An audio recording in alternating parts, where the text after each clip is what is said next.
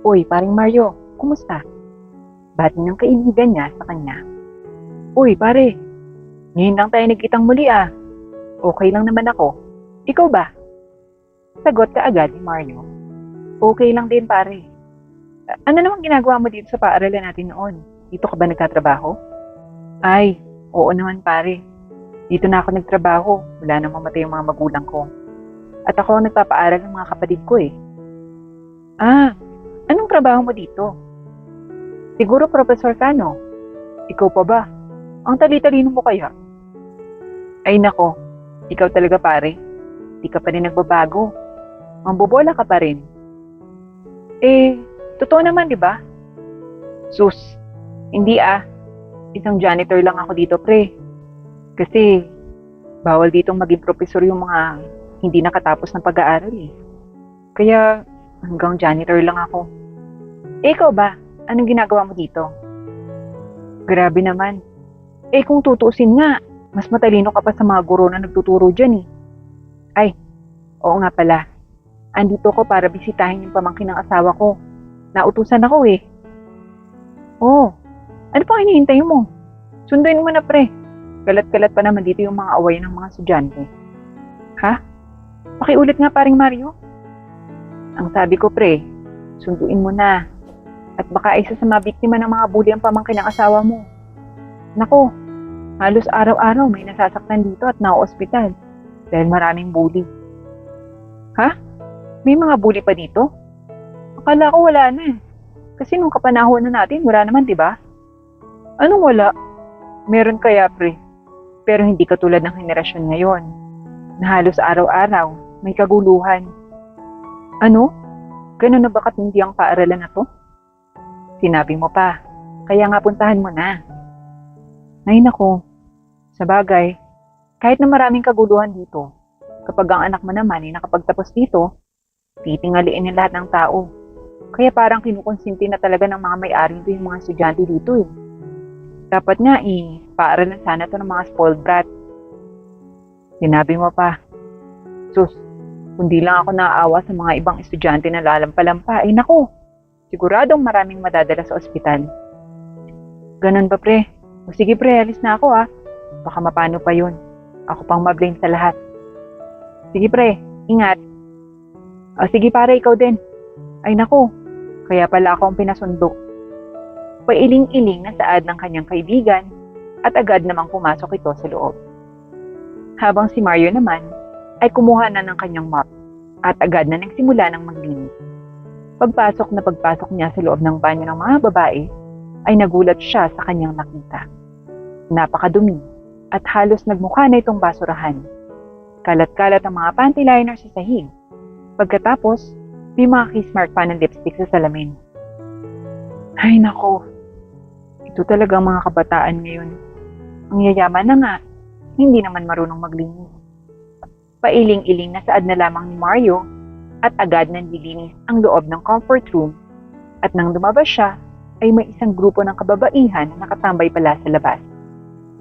Anak ng kabayo. Gulat na saad ni Mario nang magulat siya nito dahil akala niya ay wala ng tao. Anong anak ng kabayo? Baka ikaw ang anak ng kabayo. Mataray nitong saad. Excuse me mga iha. Kapag pumasok kayo sa loob, ay pwede naman sigurong pakilinis. Ang dami-daming mga panty liner na nagkalat sa loob. May basurahan naman dyan eh. Kaya doon nyo na lang itapon. At isa pang paalaala din, huwag na huwag niyong dikitan ng mga kiss mark ng lipstick nyo yung salamin. At sino ka naman para utusan kami sa gagawin namin? Mataray na saad ng isang babaeng kumakain ng bubblegum. At bigla nitong pinutok sa mukha ni Mario at inilagay sa buhok nito. Oo nga, janitor ka lang naman dito. Kaya huwag kang magreklamo. Dagdag pa ng isa. Mga iha, hindi ba kayo nahihiya na may lalaking nakakakita ng mga panty liner ninyo? At nakakaalam na hindi kayo marunong maglinis? Pagpipigil na wika ni Mario habang tinatanggal ang bubblegum na nasa kanyang buhok. Ano naman ngayon? At teka, sino ka para mahiya kami sa'yo? Crush ka ba namin? Oo nga. At isa pa, Huwag kang mag-assume na may gusto kami. At konting paalala lang, nahihiya lang kami kapag crush namin yung nakakakita. At isa pa kuya, konting paalala lang din ha, maglinis ka na lang. Huwag kang magreklamo at baka mawalan ka ng trabaho sa ginagawa mo. Ang hirap talaga kuya no, kapag walang pinag-aralan, nauuwi sa pagiging janitor. Hoy Alea, mag-aral ka ng mabuti ha, at baka magawa ka nitong lalaki na to na isang janitor lang, saad ng mukhang leader nila. Kaya't nagtawanan naman ang mga babae at agad na tinulak si Mario. Umalis ka nga dyan sa harapan namin. Mga iha, hindi ba kayo tinuruan ng pagrespeto sa kapwa nyo ng mga guro ninyo? Sayang naman at ang gaganda nyo pa naman sana. Pero parang wala kayong respeto sa tao. At sino ka naman sa inakala mo para sabihan kami ng irespeto ka? Deserve mo ba? Oo nga, correct ka dyan sis. At kuya, ipapaalala lang namin sa'yo na may respeto kami. Pero binibigay lang namin yun sa mga ka-level namin. At hindi ikaw yun. Huwag kang feeling dyan. Janitor ka lang. Isipin mo na lang na langit kami. Tapos ikaw, lupa. Huwag mong questionin kung tunuruan ba kami ng mga guro namin. Dahil sa tinuruan kami nila at hindi mo deserve ang respeto namin. Kaya kung ako sa'yo, umalis ka na lang kung ayaw mo pang mas lalong mapahiya dito. Alis na! Shoo! Pagtataboy ng mga babae sa kanya. Grabe talaga kayo. Nagpipigil ako, pero huwag kayong mag-alala. Dahil sa tinatandaan ko ang bawat mga mukha nyo at may panahon din kayo. Isipin nyo na lang na bilog ang mundo. Kung feeling nyo nasa taas kayo ngayon, magsaya muna kayo. Dahil may panahon din na bababa kayo at ako naman ang aangat. Ay, ano yan? Nagbabanta ka na, Mr. Janitor? Ay, natatakot kami. Tawanan ng mga babae. Sige, tumawa lang kayo hanggang sa gusto nyong tumawa. Wala namang nakakatawa. Anong wala? Meron kaya? Hindi mo alam?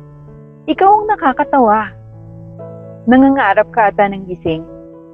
Naku, Alea, bigyan mo nga yan ng pera. Baka gutom na yan. At kung ano-ano nang pinagsasasabi. Kawawa naman. Janitor na nga lang ang trabaho para makabili ng pagkain. Diyos ko, nalipasan pa yata ng gutom at nababaliw na. Umalis ka na dito. Nakaka-bad mood ka na sa amin. Tsupi, bawal dito ang mga mahihirap. Pagtaboy ng mga babae sa kanya, kaya tumayo na lamang si Mario at agad nang umalis. Galit na galit siya sa hindi pagrespeto sa kanya ng mga babae. Kumalma muna siya bago siya naglinis ulit. Habang naglilinis siya, ay nag-isip siya ng kanyang gagawin na ganti para sa mga babaeng hindi rumispeto sa kanya.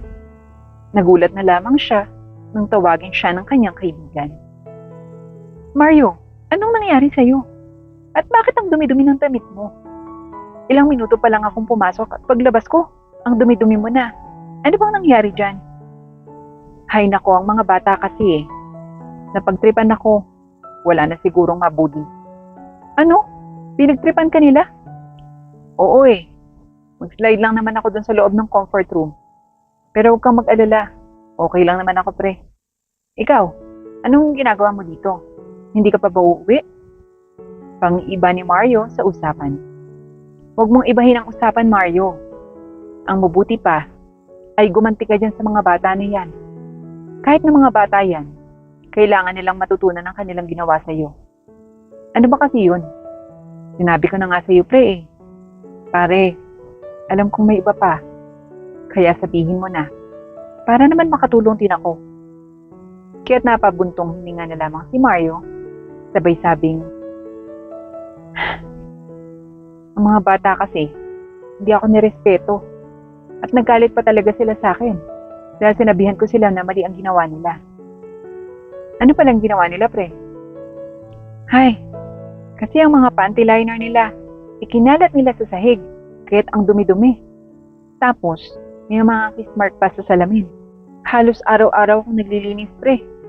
Minsan nga, gusto ko nang huwag linisin. Pero mapapagalitan naman ako. Baka sabihin hindi ko ginawa yung trabaho ko. Grabe na talaga ang mga bata sa ngayon, no? Pero pre, may naisip akong paraan para makaganti ka. At magsisi yung mga yan. Ano naman yan, pre? Baka kalokohan yan, ha? Baka matanggal pa ako sa trabaho ko. Ano mo naman, may mga batas na ngayon. Kaya tinitiis ko lamang yung mga ito. Sus, gawin mo na lang yung naisip ko. Alam ko namang effective to, pre. Ano ba yan, pre? Simple lang, Mario. Linisin mo ng linisin yan. At yung puntong pagpasok pa lamang ng mga bata ay mag-slide na sila. Eh di nakaganti ka na sa kanila. At yung salamin, lagyan mo ng shoes glue. Yung hindi halata. Basta, yung mga ginagawa natin noon. Pare, kawawa naman ng mga bata. Sus, pare, huwag mo na silang isipin. Ang isipin mo, matututo yung mga yan ng leksyon at hindi na sila muling magkakalat pa. Sige pare, try ko muna ha. Sagot ni Mario. Oh sige, alis na ako pare ha. Agad namang umalis ang kanyang kaibigan, kaya't kinabukasan ay agad namang nilagyan ni Mario ang salamin ng shoes glue. Medyo kinakabahan siya at nang marinig niya ang mga tawanan ng mga babaeng hindi nagrespeto sa kanya, ay agad siyang lumabas ng comfort room at nagpanggap na naglilinis. Aba, akala ba namin ay nag-resign ka na? Bungad sa kanya ng mga babae. Ha? Sino ka nakausap mo? Nagtatakang tanong ni Mario. Aba ikaw, sino pa ba? Ay, akala ko kasi iba. Kasi hindi naman ako nag-file ng resignation letter eh. Paano mo naman nasabi? Wala lang. Akala lang kasi namin eh. Pero mabuti naman kung ganon. Para nandito pa yung palagi maglilinis ng mga dumi namin. Tara na nga mga A's, huwag na makipagtalo sa isang janitor. Suhestyon ang kasama nito at agad naman silang pumasok sa loob ng comfort room. Subalit ilang minuto ang nagdaan, ay biglang nakarinig si Mario ng sigaw ng mga babae. Kaya't dali-dali siyang pumasok sa loob upang tingnan kung ano ang nangyayari.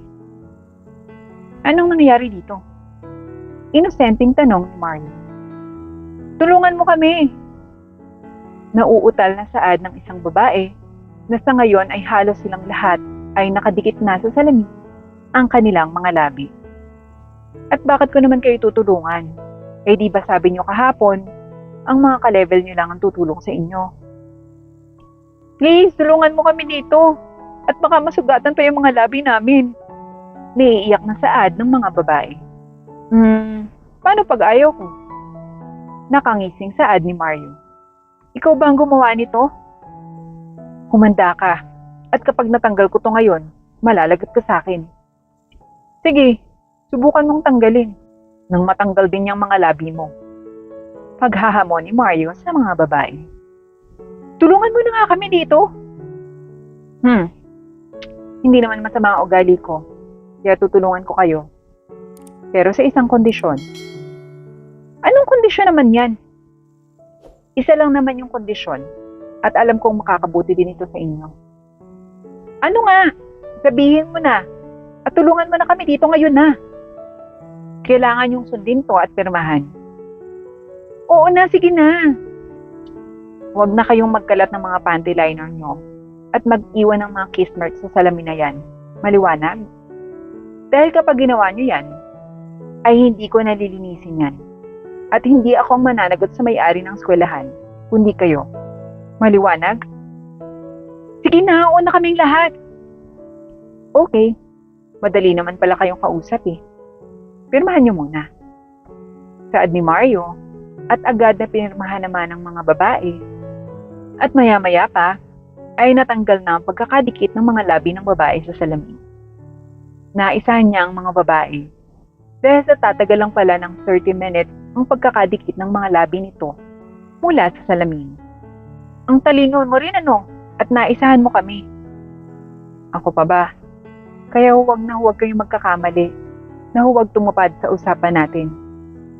Paalala ni Mario, at dahil doon, ay hindi na nagkakalat pa ang mga estudyante sa kanilang comfort room at natuto silang magrespeto sa hindi nila ka-level na tao dahil sa ginawa ni Mario sa kanila.